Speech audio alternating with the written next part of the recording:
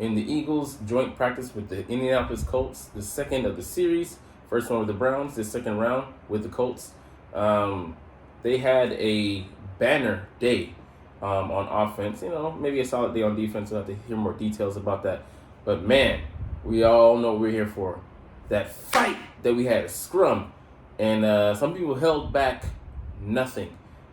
Chiefly Jason Kelsey, who uncharacteristically put paws on somebody and pretty much jumped this thing off right.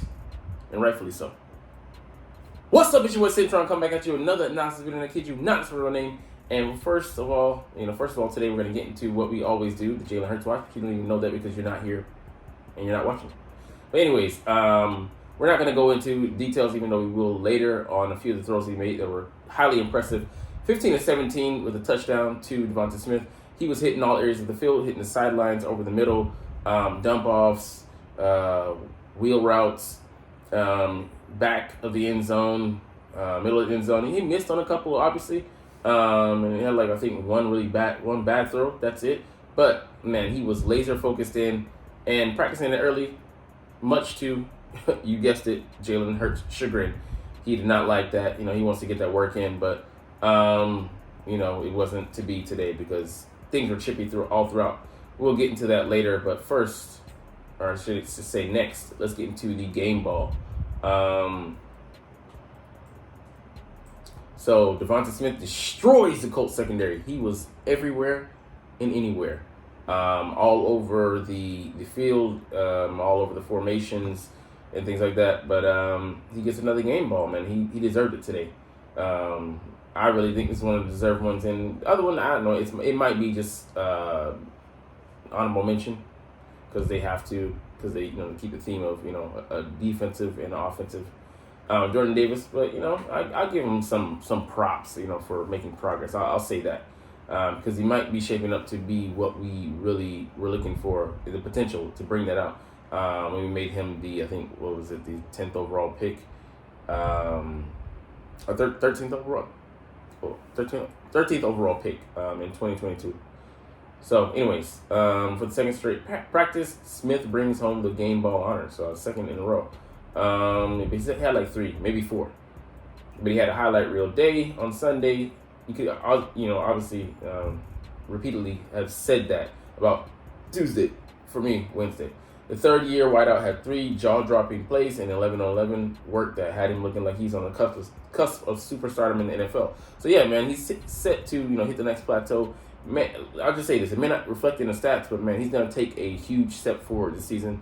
Got even better at route running, even, better at the attention to details. That, obviously, he's not going to mention. You just have to pay attention. But, he was already a route running maven coming into the league, the Slim Reaper, and he's only going to get better at that and be more consistent and being able to beat man coverage and find the holes in zones better. And the sky's the limit for this guy. So it's just scary that we have such a great duo. Anyways, after a fumbled shotgun snap, Jalen Hurts looked Smith's way deep down the left sideline. From about 40 yards out, Smith hauled the ball in for a touchdown. It wasn't a perfect ball from Hurts. They need to be. We'll look at it later.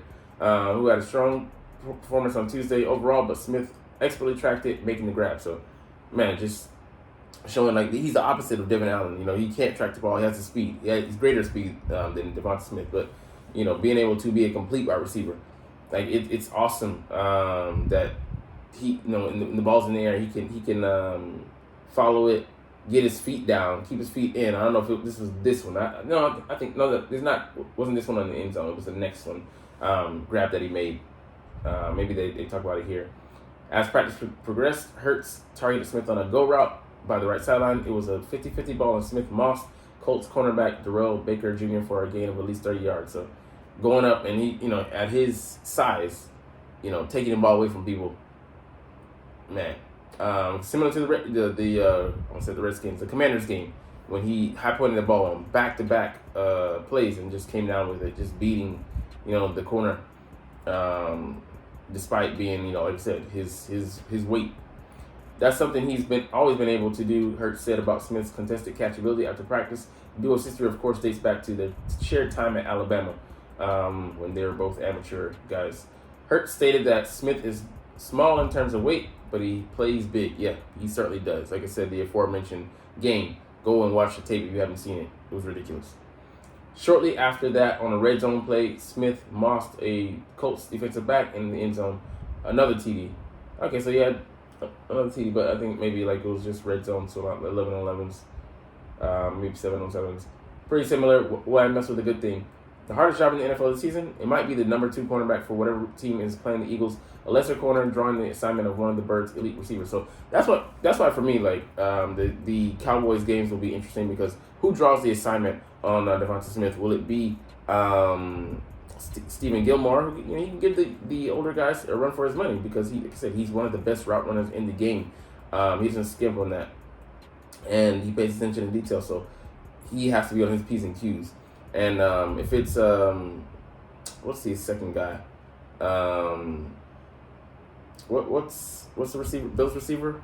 Trayvon. If it's Trayvon Diggs, then yeah, I like him to win the matchup because he is susceptible to double moves and trying to jump routes. So yeah, Smith could use that to his advantage. And then even when he's not, he runs nasty comebacks and outs.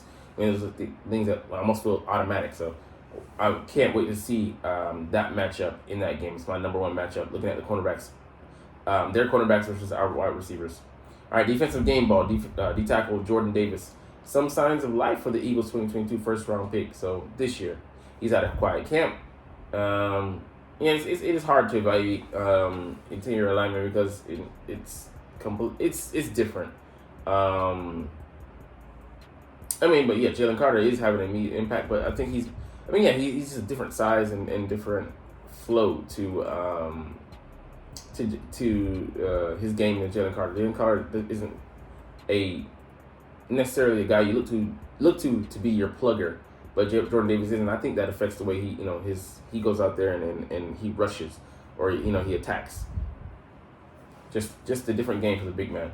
Carter already appears to be in a different stratosphere than any other rookie tackle coming into the league in a while. So, I'm excited to see what he's going to bring to the table, but I want to see Jordan Davis pop. If he pops, that's going to expedite everybody else's growth, acceleration in this defense. Davis was active in the Eagles' run defense, helping halt some read option work from Colts rookie quarterback Anthony Richardson, and Indy's stable of backup running backs with Jonathan Taylor in trade demand no man's land. Davis also had a sole second, which is so nice. He got there, and if he is able to even kick it up a notch versus what he did in the college ranks and become a viable pass rushing threat consistently, watch out, man. Like, that's just scary, bro. He would make our defense so much more multifaceted. It'd be scary. Let's see. This isn't breaking news, but Davis's NFL success will come down to how much of his ceiling he reaches as a pass rusher. Yeah. If he's just a 2-down player, that's not quite what the Birds envisioned when they traded up for him last year. Yeah, it would still be solid, but bringing back the 3-down D tackle. If he's a true 3-down D tackle playing alongside Carter for the next 7 or 8 years, the NFC East is in trouble. Yeah. I know it's typically year 3 where defensive tackles kind of get it, the light clicks on for them, and they have accelerated growth. But man, he's hungry. We know that. But can he show up? Because even in the preseason game, he hasn't really flashed. Maybe he's been adequate, and he's been out of position. Got pushed back some, and been ineffective and not as threatening as we thought he would be. But who knows, man? When the games get rolling, we'll see. How things really shake out. So you're not really get too up or down about things that happen in preseason. If a guy is consistent or making plays, that's great. If he isn't, still, it's a long season.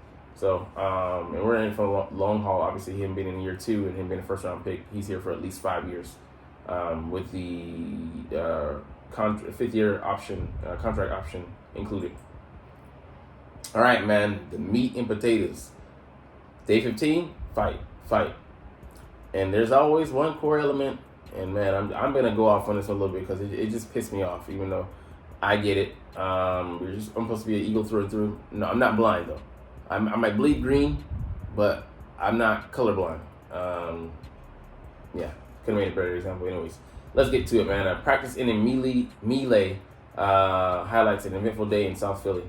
So day 15 of Eagles training camp, the final media attendant practice of the summer. The Birds got into a huge melee with the Indianapolis Colts.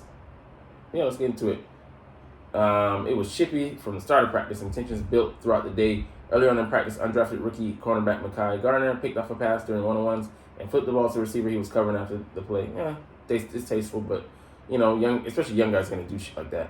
I'm sure the coaching staff is letting them know because it's you are what you eat. How you practice is how you're gonna play, and practice makes perfect, not makes permanent, not perfect. So what you do out here, you're gonna carry on into real game. So if he did that in a real game, they'd chew him out. So you don't want him doing it now. You want to prevent that. A little later, AJ Brown got into a bit with Colts safety Tease Tabor. So I think he's on the second team. I forget who he initially got drafted by. I think it was the Bucks. But they dissipated quickly enough. The animosity between these two teams went up a notch after guess who? Derek Barnett, man. Like, fuck. Man, why is it always him? Hashtag it's always him. It's unfucking believable. And this even after a productive play from him. What is up this guy's alley? What is the mental dissertation he needs to fucking hear? Because it's going in one ear and out the other. I mean, maybe they like the chippiness from him. I just don't fucking like it, bro. Anyways, let's get into why it pissed me off. He knocked the ball out of Colts starting quarterback Anthony Richardson's hands. Barnett had gotten a sack, so he actually had a productive play, and had stopped playing. He was just kind of standing behind Richardson, so it was premeditated. When Richardson was about to throw the ball down the field, a common occurrence after sacks during training camp practices, Barnett was like, nope, and he spotted down at Richardson's arm, jarring the ball loose. So you don't play around with other people's property. I mean, pause. That sounds, a little like 1860s. But anyways, like. It doesn't say in the offhand you jammed his finger lightly. They're gonna chew you you're probably gonna get fined. You're gonna get you're gonna get reprimanded. You might even be suspended. Internal suspension from the team. You don't mess around. Like the guys that wear the red jerseys, they shouldn't be touched for any reason. Doesn't fucking matter. You gotta sneeze. Make sure you jerk in this direction. Pause. But it's just wild that this guy decorum. You had a sack, you had a productive play, you premeditate doing something. It just for the sake of what is your purpose in doing this? Getting under the skin, whatever. It's just classless, and it doesn't it's unbefitting of an Eagle. Especially the class like Jalen Hurts brings to this organization.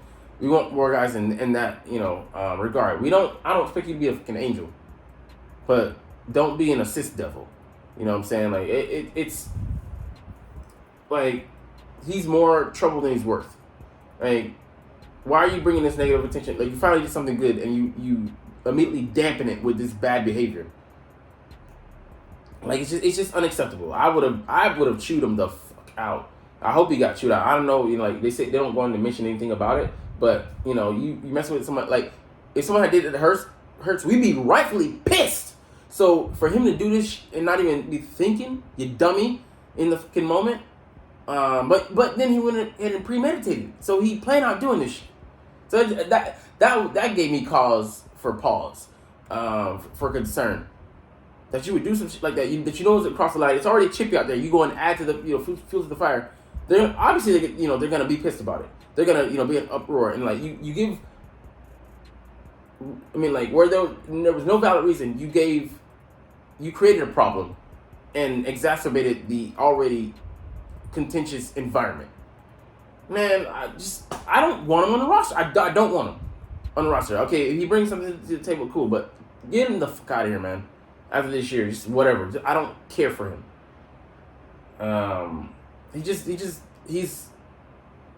He makes more trouble than he actually, is being productive.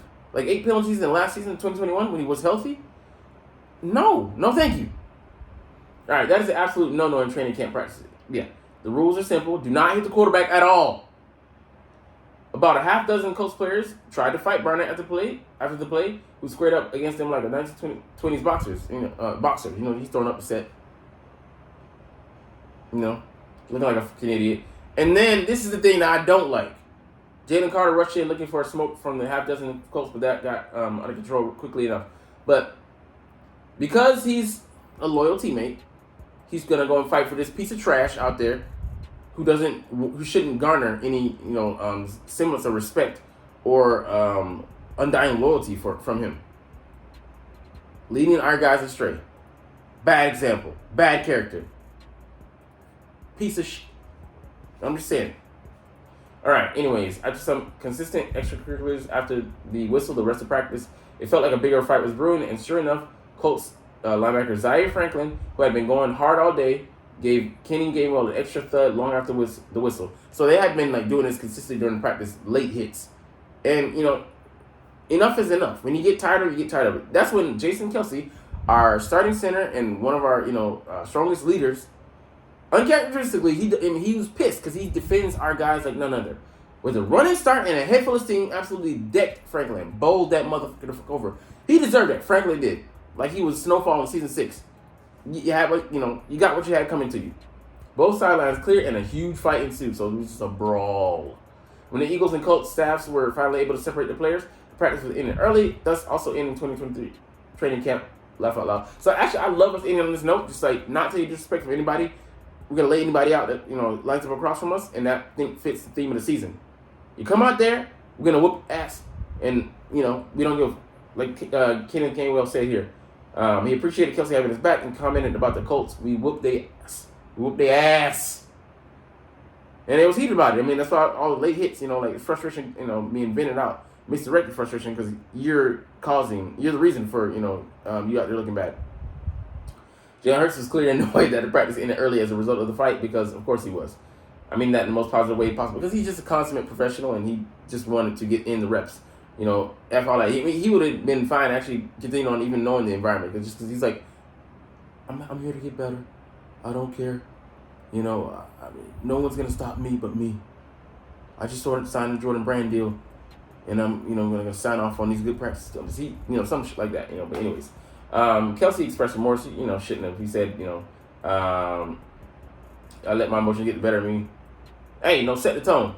Now Franklin, he crying after practice. Got a little shot, Kelce was blindsided him. Thought OGs would at least look me in the eye, Franklin said. You didn't look Gainwell in the eye, you hit him in the back like a bitch. Shut up.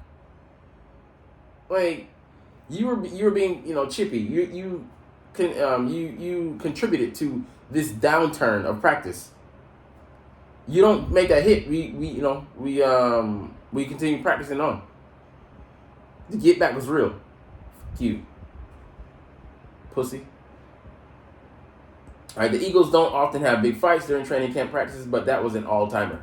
Before the big fight, it was also a pretty fun practice. The star of the day was Devonta Smith, who is simply a special player. On a deep ball down the right sideline, Smith went up high and Moss Colts cornerback Darrell Baker Jr. Baker had better position on the play, but Smith out-jumped him, fought for the ball, and after it was loose momentarily, was able to corral it while going to the ground. He also had the wherewithal to keep both feet in bounds. Smith's awareness and body control are both elite traits. So yeah, he just comes down with it. He's able to fight for those balls at his size, like I said earlier, and make a 50-50 ball, maybe a 55-45 ball or a 60-40 ball. It's surprising when you see him, but yeah, he has such great control and he knows exactly where he is on the field to be able to drag those feet in and stay in bounds. Wherewithal to know where he is at all times, and to be able to still concentrate while staying in. Later on that drive, Smith caught a back shoulder throw from Hurts for a TD. So I like that. I don't know if we did too many of those. Once again, Baker had decent enough coverage, but Smith just made the play. There was also a play in which the snap hit the ground, but Hurts tracked it down, scrambled to buy some more time, and saw Smith streaking across the end zone. He fired high, and once again, Smith went up and made the catch, this time over T's table, the safety. There's no limit to how good Smith can be. Yeah, that's true, man. We're going to see, this season, I believe he elevates his game. A.J. Brown's pretty good too. By the way, he owned Kenny Moore on a couple of deep plays down the field early in practice. Kind of unfair because he's 6 foot and Kenny's 5'9". He's their best corner, being a $190, but AJ's again 225. Good luck. Gainwell wasn't just involved in the fight. The Eagles ran a trick play, and then he flicked the ball left-handed down the field, deep pass to Grant Calcaterra, who made a jumping grab. Nice throw, damn. Okay, so it was just kind of like Sirianni twisting the knife in a little bit, poking in pause, poking Shane Steichen, all in good fun because it was actually a play of his that he developed. Sirianni was chippy today as well on a play in which Kayvon Wallace intercepted Richardson. He got flagged for PI, and Sirianni didn't believe it. He picked up the flags and tossed it back at the refs, which he would not do in the game, or he will incur a penalty. It might be like counting towards an ejection. A play or two later, a Colts receiver was flagged for OPI, and then Sirianni went over to the bench and said, "Oh, okay, that's OPI." Petty Pendergrass. All right, we mentioned Calcaterra above. He had his best practice of camp. Nice. Making a bunch of catches on the day. His best play of the day was a fingertip catch in traffic over the middle. So nice. Like I said, if you can become that second threat at tight end, man, watch out. It'll deepen this offense and deepen the options and deepen the fear across the league. All right, so safety news: Justin Evans, Terrell Edmonds, and Sidney Brown all got first team reps. So we're still trying to see who we're going to start. I believe it's going to be Terrell, and then he'll maybe give way to Sidney. But this is positive that he at least think that Justin is worth being in the conversation, which makes it likely that he might stick around to be our fourth or fifth safety. I don't know if we keep 4 or 5. Brown had a play in which he saw a chance for an interception, but he's got there at the same time as Mo Alex, and then knocked it down. And Alex went down hard. Got a PBU. Now I bet they were chippy about that. Reed Blankenship and Zach Cunningham each had tackles for losses. Looks like Cunningham's going to be the opposite starter across from Nakobe Dean, barring a big move. So I think that's good news, man. The best should play. If it's not Christian Ellis, I'd love for him to win the job, but not for him to be gifted anything. If there's one player that I thought had a shaky day, it was Cam Jurgens. So first time hearing about him having a shaky day. Got beat by Dayo Odeyingbo. I don't know who that is. I know he's an end though. For a sack. He got dusted twice by him and Taekwon Lewis. I don't know Taekwon either. He also, Dayo beat him in 11-11s for a sack. And that was one of Jalen Hurts' sacks. I think he had like 3 sacks. Jurgens has otherwise had a very strong camp, but he hasn't played in the preseason games. And I just think we're trying to keep everybody out that we see or we see is highly valuable. That he was here last year, so we don't want to put him out there, but he could use the reps, but we're just trying to do safekeeping. DeAndre Swift would have had a touchdown reception on a wheel route, but he dropped it. We'll see. But yeah, we are getting everybody's best, man. It was chippy because they're like, these are the defending NFC champions. So I was gonna look at some Devontae plays, but you can go look at them yourself. So Jalen Hurts will lead the Eagles back to the promised land. We're going to end on this note and just look at a quote that I just believe encapsulates everything. He has a master plan to bring it back to the Eagles. Yeah, cool. Love seeing him on the cover. Just a thing of beauty. It's down here below somewhere. There it is, man. Just look at him. He's beaming. Philly's new Fresh Prince. Yeah, man. Way more serious than that clown. The clown of recent events, not the clown of the past. Because, he was a class clown, but, him being with Jada, if you know, you know. Let's see. This paragraph here pretty much encapsulates everything. This goes to show why he's a quarterback and, why he is who he is. So he didn't lose the Eagles anything. Yeah, he was highly competitive. We lost the fumble, but we're still up and leading the game. Defense just let us down. Chiefly, pun intended, not Shane Steichen, sorry, Jonathan Gannon. But he did convey accountability, status, leadership gains. And the application of the concept that defines him showed that he's not always robotic. Yeah, he's fiery when he needs to be. that he might memorize features and shape itineraries, but he also can adapt reading rules to formulate plans in real time. Yeah, I believe he does that also with his work and speeches. That night, an Eagles staffer approached Hurts and said, "Bro, you're a big reason we got here, and you're a big reason we're gonna get back, and we're gonna finish this thing." Hurts made direct eye contact, pupils ablaze, posture impossibly upright. He needed only 3 words to define the Eagles' upcoming season. You're fucking right. Just gotta love the guy, man. He encapsulates what you want, what you'd envision when you want when you say you want a QB1. Hours after the biggest defeat of his football playing career, Hurts was already laser focused on getting right back to where he was, but winning it this time, not just being a participant. He never was okay with that. His screensaver on his phone tells us everything. This, Super Bowl loss, confetti coming down on him. He's driven. All athletes are wired differently than us civilians, but hours after the Super Bowl, how many of us would, before the sun is coming up next day, say that we were going to get the job done next time, confidently, without faltering, without wavering it in the least. But yeah, man, he's the perfect guy to have here in Philly. Love having him here. Wouldn't change a goddamn thing. Wouldn't switch him for Pat Mahomes. But anyways, that's all for today. We're gonna get up out of here, but I know the truth. You're not even watching though, but I love making these videos. Love talking about the Eagles, especially this video had me fired up. Especially Derek Jeanette. Hate that dude. And not hate him. I have a love-hate relationship.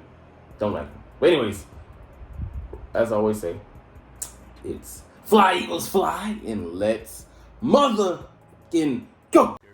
Like, comment, share, subscribe.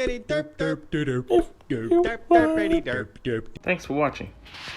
Check me out at Centron Anime, Centron Life, or Centron Laughs, or other social media.